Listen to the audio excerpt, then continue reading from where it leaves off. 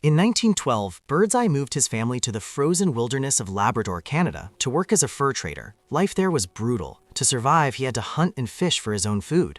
One day, while ice fishing with the local Inuit people and temperatures reaching 40 degrees below zero, Birdseye noticed something peculiar. The moment a fish was pulled from the water, it froze almost instantly in the biting wind. It became a solid brick of ice within seconds. Months later, when Birdseye thawed and cooked that fish in the dead of winter, he was shocked. It didn't taste old, waterlogged, or mushy. It tasted fresh, tender, and flaky, just like it had been caught that very morning. Birdseye realized the scientific secret was speed.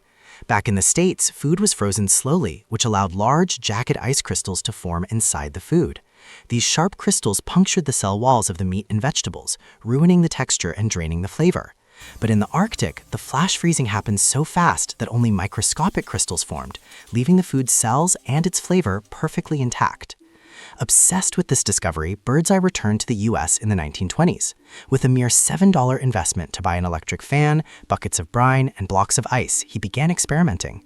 He eventually invented the double belt freezer, a machine that pressed food between two refrigerated metal plates, replicating that instant Arctic freeze. However, invention was only half the battle. He faced a massive infrastructure problem. American grocery stores didn't have freezer cases, and railroad cars weren't cold enough to transport his goods. Birdseye wasn't just selling peas. He had to build the entire cold chain system from scratch, even leasing freezer cabinets to skeptical grocers himself just to prove it worked. His persistence paid off in a historic way. In 1929, just months before the stock market crash, he sold his company and patents to the Postum Company, which became General Foods, for $22 million. In today's money, that is over $380 million.